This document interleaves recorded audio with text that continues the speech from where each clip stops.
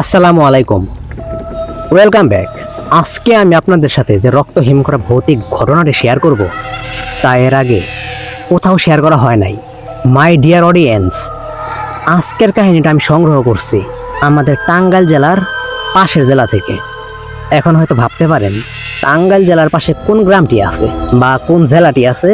তো সেই জেলাটি হইতাছে সিরাজগঞ্জ। সিরাজগঞ্জের হাজারো মানুষ আমাদের এই টাঙ্গাইল জেলায় এসে কাজ করে। তো আমাদের যে এই গ্রামটা, এই গ্রামেও অনেক পরিমাণে মানুষ এই গ্রামে এসে কাজ করে। তো সেই রকম একটা লোকের কাছ থেকে আমি একটা লেবু বাগানের রক্ত হিম করা ঘটনা শুনছি। তো সেই লোকটা আমায় যেভাবে বলছে আমি ঠিক সেভাবে বলার চেষ্টা করব। আর ডিয়ার অডিয়েন্স, এই কাহিনীটা একদম সত্য।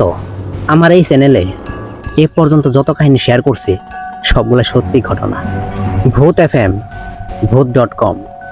আর যে রাসেল ভাই, তাকে যদি বিশ্বাস করেন তাহলে আমাকে বিশ্বাস করতে হবে। রাসেল ভাই ইজ বেস্ট, এটা কথা সত্য। তো আসুন আর কোনো কথা বলবো না, আজকের ঘটনাটি আপনাদের আমি শোনাই।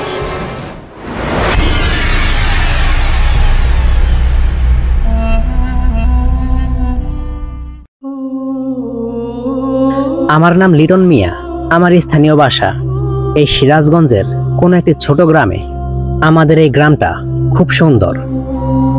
এই গ্রামেই অনেক পরিমাণে লেবু বাগান আছে। তো যেহেতু বললাম আমাদের এই গ্রামে অনেক পরিমাণে লেবু বাগান আছে, তো সেই রকম একটা লেবু বাগানে আমি কাজ করতাম। মাই ডিয়ার অডিয়েন্স, শুধু ঘটনা শেয়ার করা হবে, একটু বাহির থেকে কোনো রকম কোনো কথা নেওয়া হবে না। এতে ঘটনা 1 মিনিট হোক, 10 মিনিট হোক, আর 1 ঘন্টা হোক, এতে কোনো আফসোস নাই। তো আসুন ঘটনায় চলে যাই। তো আমি যেই লেবু বাগানে কাজ করতাম, সেই লেবু বাগানটা মোটামুটি অনেকটাই বড়। আমি যে এই লেবু বাগানে কাজ করি, আমার কাজের কোনো সময় নির্ধারণ করা নাই। মানে কিরকম, যেহেতু এই বাগানটা আমার বাসার কাছেই, তার জন্য সেই মালিকটা আমার উপর একদম ভরসা করছে। আমার যখন ইচ্ছা আমি কাজে আসতাছি, যাইতাছি, এইরকম কোনো রকম কোনো মানে আমার কোনো কাজের কোনো চাপ নাই। তো এর মানেটা বুঝতেছেন?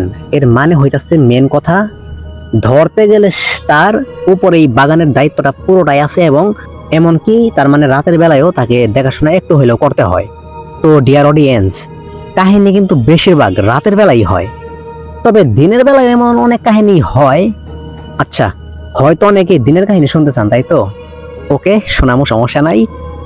কাহিনী অলরেডি সংগ্রহ করা আছে, শুধু সময়ের অপেক্ষা। যেমন এবার কোরবানি চলে গেল, নিয়ত করছিলাম ব্ল্যাক ম্যাজিকের ঘটনাগুলো শোনাবো, ঘটনা সংগ্রহ করাও আছে, কিন্তু সময়ের অভাব, শোনাইতে পারি না।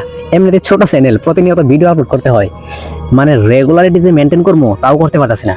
তো সরি, বেশি কথা বলতেছি, আসুন ঘটনায় চলে যাই। তো প্রতিদিনের মতো আমি কাজ করি, বাগান দেখি, বাগানের ভিতর ঘোরাঘুরি করি, প্রয়োজনীয় যে সমস্ত কাজ আছে সবই আমি করি। আমি আসলাম এই জায়গার মেন দায়িত্বে। তো কাহিনী তো আর প্রতিদিন হয় না, হলে তো একদিনই হয়। তো প্রতিদিন কাটে, প্রতি রাত আসে, কোনো রকম কোনো সমস্যা হয় না।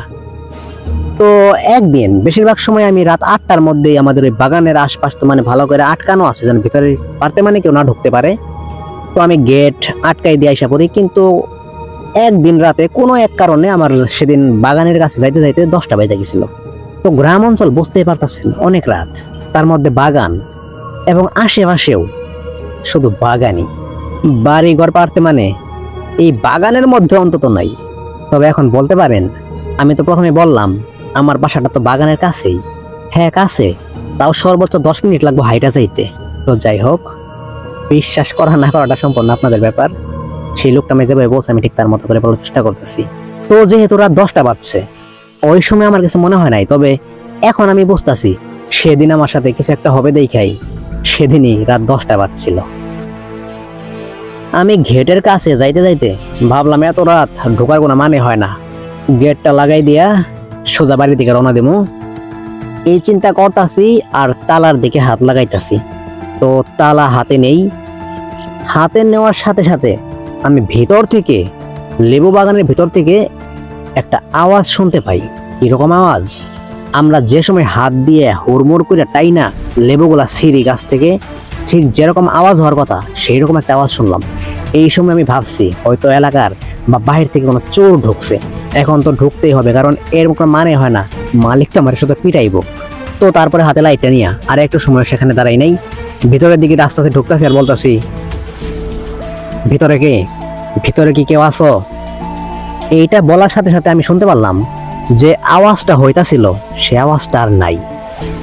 কিন্তু একটা আওয়াজ আমি শুনতে পারতেছি সেই সময়, যেই আওয়াজটা যেই স্থান থেকে আসার কথা ছিল সেই স্থান থেকে আরেকটু দূরে। তাও কিরকম, যদি কোনো মানুষ হাইটা যায়, মানে সে ধীরে ধীরে সামনের দিকে এগিয়েছে আর তার পায়ের হাঁটার আওয়াজ একটু একটু কমতেছে, ঠিক এরকম। তবে কেউ একজন যাইতেছে এটা আমি বুঝতে পারতেছি। তো আমিও তখন বারবার একই কথা বলতেছি, ভিতরে কি কেউ আসো, কথা বলো। এটা বলতে বলতে সেই আওয়াজটা ফলো করে আমি সেই দিকে যাইতেছি। তো যাইতে যাইতে আমি একসময় বুঝতে পারলাম আমি হয়তো ওই মানুষটার অনেক কাছাকাছি আসছি, কারণ আমার সামনে থেকে মানে আমি প্রায় কাছাকাছি এরকম, কারণ আমি তার হাঁটার আওয়াজটা একটু মোটামুটি ভালোই পাইতেছি। তো ঠিক যাইতে যাইতে যাইতে হঠাৎ করেই তার আওয়াজটা সেখানে থেমে গেল। তখন আমি বুঝতে পারলাম আমার সামনে যে মানুষটা আছে সে হয়তো দাঁড়াইছে। আমিও যতটুকু শুনতে পারছি ততটুকু ফলো করে কাছাকাছি গেছি। কাছাকাছি যাওয়ার পর আমি দেখি, হ্যাঁ, একটা মানুষ দাঁড়াইয়া আছে, কিন্তু বাগানটা তো অন্ধকার। তবু কেমন যেন এই অন্ধকারের মাঝে সেই মানুষটা যে দাঁড়িয়ে আছে সে আরো বেশি ঘন কালো অন্ধকারের মতো হয়ে আছে। অন্ধকারের মধ্যে একটা ভয়ানক অন্ধকার যেমন, সেই রকম। সেই সময় আমি সাহস করে বললাম, তুমি কে? বাগানে ঢুকছো কেমনে? তখন আমি মোটামুটি অনেকটা ভয় পাইতাছি, তবুও যেহেতু বাগানের দায়িত্বে আছি রিস্ক নিতেই হবে, যদি চাকরি বাঁচাইতে চাই। তখন আমি জিজ্ঞেস করলাম, এই তুমি কে? তোমাকে কখন থেকে আমি ডাকতাছি, তুমি কোনো সারা শব্দ করতেছো না কেন? এই কথাটা বলার পর আমার সামনে যে মানুষটা দাঁড়ায় ছিল তার মুখে থেকে আমি যে কথাটা শুনছি তা শোনার জন্য ওই সময় মোটেও প্রস্তুত ছিলাম না। সে আমায় বলল, অনেক সাহস না? তোর সাহসের প্রশংসা করতে হয়, বাগানটাকে কিনা নিছত। তোর সাহস কেমনে হইলো আমার ফলো করার? তুই চইলা যাইতি আজকে জীবন নিয়ে ফিরতে পারবি? ডিয়ার অডিয়েন্স, কাহিনী যে দেখে সে নিজেই বোঝে, আর যে শুনে সে শুধু এনজয় করে। আমি যখন শুনছি আমার কাছে শুধু এনজয়ের মতোই লাগছে। আমি যখন এই কাহিনীটা শুনছি সেই লোকের কাছ থেকে আমার কাছে একটু ভালোই লাগছে, মজাই করছি। কিন্তু সেই লোকটার আমি অবস্থাটা দেখছিলাম সেই সময় তার গায়ের লোম একদম দাঁড়ায় গেছিল। তো যাই হোক, ঘটনায় ফিরে আসি। আর একটা কথা, এখন হয়তো আপনারা ভাবতে পারেন লেবু বাগান, তাই না? তাহলে তো অনেক পরিমাণে কাটা থাকার কথা। হ্যাঁ, কাটা আছে, কিন্তু যেহেতু বিশাল বড় বাগান, বাগানে ঢুকতে হবে, লেবু বিক্রি করতে হবে, সেই জন্য একটা এমন সিস্টেমে গাছগুলো লাগানো ছিল, মোটামুটি অনেকটাই দূরত্ব সিস্টেম করে। হ্যাঁ, লাইন ঠিক আছে, তো এর জন্য কোনো সমস্যা হয় না। মোটামুটি অনেকটা জায়গা রাইখা গাছগুলো বোনা হয়েছে, তো সেরকম একটা পরিবেশের মধ্যে আছে।